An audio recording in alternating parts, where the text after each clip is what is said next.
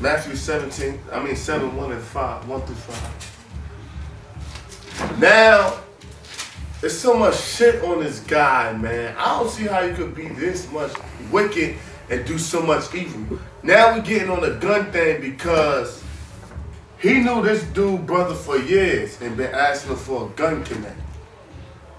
So, and he told him to stay away from his brother and his brother's entourage if he want to stay a part of the camp. Push come to shove. Mm-hmm. So he was willing to kick this brother out of the camp for being around these dudes. But in the same token, you send him back around these dudes to buy a small punk ass 380 for the race wars, so you say, or for Judah's father, for as you say. You knowing that, because I told you for years, nigga, that Misery was the one that could hook that up, you know what I'm saying? But all of a sudden you see him in a rap video with me, you know what I'm saying? Throwing up G-Shine, you know what I'm saying?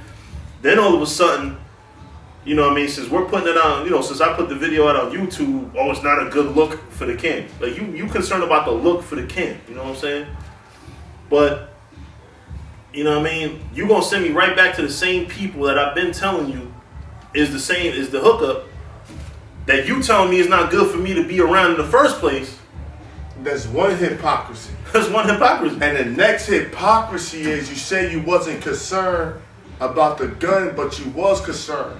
And the message you said you calling about the gun, then in the same message you said you not concerned about that thing. Nigga, if you knew you wasn't wrong, or if you knew you was guilty about it, why would you refer to it as that thing? What does that talk about? You don't want to incriminate yourself on his message.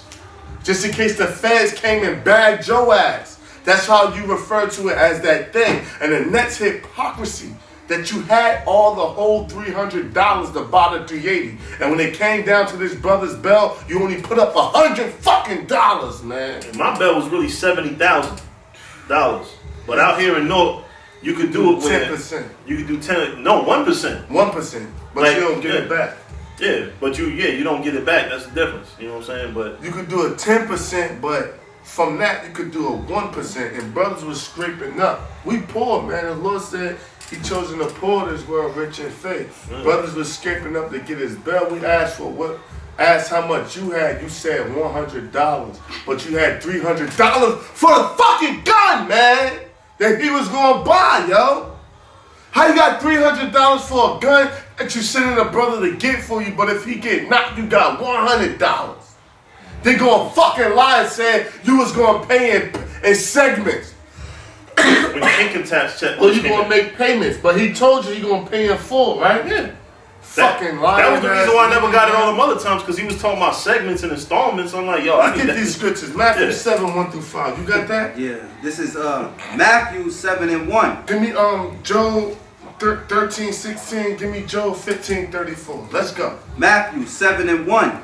Judge not that ye be not judged. Judge not that ye be not judged. Read. For with what judgment ye judge, ye shall be judged. And with what measure ye mete, it shall be measured unto you again. But whatever measure you meet, it shall be met unto you again. You's a hypocrite, nigga. You's a straight hypocrite. Read.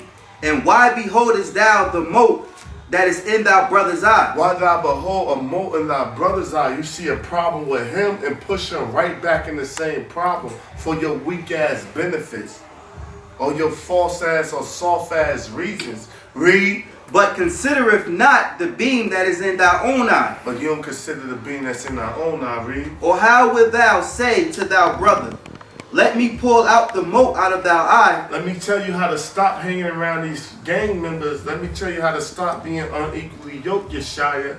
Read. And behold, a beam is in thy own eye. But you send them back around the same gangbangers and the same niggas to buy a gun for you from martial law. For the race war. I mean, a race war. 380. A 380. Martial with 8 rounds. Fuck 10 rounds. 10 rounds. So what? 10 rounds? How you gonna fight martial law with a 380? Fuck you talking about, man? Read. Thou hypocrite. A Zabach is a what? Thou hypocrite. A hypocrite, man, because you sent this brother And the situation you told them to stay out of. But for your own gain, you sent them into it. Read. First cast out the beam out of thine own eye, But cast out of the beam out of thy own eye. Read. and then shalt thou see clearly to cast out the mote out of thy brother's eye. Right, because you's that nigga. You's that same nigga you was in the world. That's why I call you Jeffrey Iverson. You just put on a garment and transform yourself into an angel of light, like the scriptures say. You ain't nothing but different from a pastor. What's that pastor name? Andre what? Crouch. Andre Crouch. You Look like nothing him. a fucking lookalike or a reject. Andre Crouch is a reject. Crouch, nigga. yeah. You's a reject from him, Andre Crouch. You's nothing but a church nigga, man. That's all you is. Read. That's it. Go ahead, give me what you got. Job 13:16. 13:16. He also shall be my salvation, for an hypocrite shall not come before him. Right, and that's why you're being destroyed, man. You're not going to stand in the sight of the Lord. That's why he's destroying you slowly and surely, and we're exposing you, man. Other brothers came at you and exposed you on various tips. They knew from the spirit you wasn't right. But we coming from the spirit, we got solid proof, solid evidence that your ass wrong. Let me see them papers that just came. Hun. Damn. We just came, nigga. We from Jersey, born and raised in North. Your gun connects was niggas we know. We just came. We got a deliverance of your fucking tithes that you stole, nigga, right here. So you can't say shit, man. It just got these your tithes, your ripoff.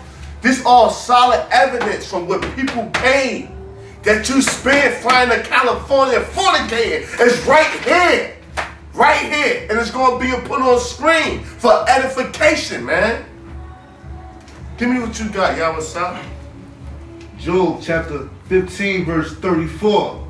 For the congregation of hypocrites shall be desolate. Right, he going to destroy you. That's why we tell y'all brothers to get the fuck away from this nigga, man. And most men did already too. And the most men did, and that's a good move. But don't go lukewarm.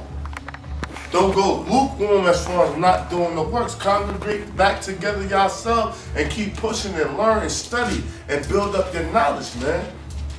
And push the word. But this dude, he gonna be desolate. He gonna be wiped out, man. Read. For the congregation of hypocrites shall be desolate, Shall be desolate. Read. and fire shall consume the tabernacles of bribery. And fire shall consume the tabernacles of bribery. That's what you is, nigga. You bribe people out of their money. You lie to people for their money. You deceive them. And that's exactly what you did. We moving on with the adultery, man. We moving on with the adultery. Read. Speak. Right, with the Because this brother, like, I'm like a third party, but I'm just like a rider for your house shot. You know what I mean? Brother doing something wrong, I'm not just gonna bang him, I'm gonna talk to him. But like we all get down for the Lord. But these brothers know more solid evidence than I do, and I don't want to bear false witness to anything or say anything wrong. Therefore, I'm gonna have brothers say it out, and I got plenty of scriptures to back it up. Yeah, well, so it's a brother that you know, he came into truth pretty young in the knowledge, right? You know what I'm saying? He was around when I was in the camp, young Ephraimite brother. You know what I'm saying? And you know, he was dealing with his rib in Chicago, and you know, he was betrothed. They was talking. They was serious.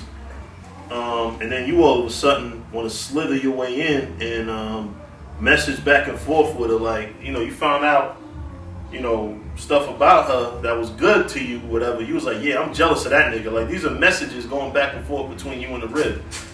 And I spoke to 3 witnesses, eyewitnesses that saw these messages themselves on Facebook, because obviously, you know, certain men have it like that where their wives are willing to share their Facebook password with them. You know what I'm saying? So I had 3 eyewitnesses in my face saying they saw this. This is when I heard this, I was still like, you know, the brother might be weak, whatever. Still kind of trying to look up to you. You know what I'm saying? Even though I'm like that, like my respect for you was dying. You know what I'm saying? But you know, the man, like, you really trying to talk to this man's wife on Facebook. You know what I'm saying? Like, I'm talking to a rib right now. You know what I'm saying? I made sure she wasn't your friend, nigga. You know what I'm saying? But you knew that this man was talking to this rib and you messaging back and forth talking about, yeah, I'm jealous of that nigga. That's one of the messages that was read off. Right. It says she liked me more. Oh, yeah. And then later on, like, when you got checked on it, right? By a brother that was in your camp, whatever, you told him, yeah, you know, I was wrong about it, but she did like me more. Like, who the fuck cares who like who more? You shouldn't be around to know that a rib like you more, even if that was the case. You know what I'm saying? Like, it's like me talking to another man's wife, whatever, and, you know, getting her open, whatever, with words and shit, because, you know, you good with words, you a slick nigga. You know what I'm saying? And, you know what I mean? To Shaquat. Yeah, go like, oh, that, you know what I'm saying? Two ribs. I can't even remember every single aspect of that two situations. He done it so much. Yeah. He was dating one rib. Shaquat started dating her.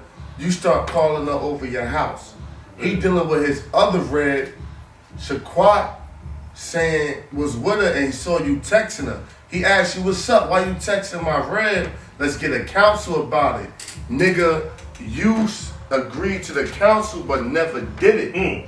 And wound up kicking Shaquat out the truth because you know he had some dirt on you. But he wasn't willing to bang on you like that and expose you like that. He just wanted to deal with the situation accordingly.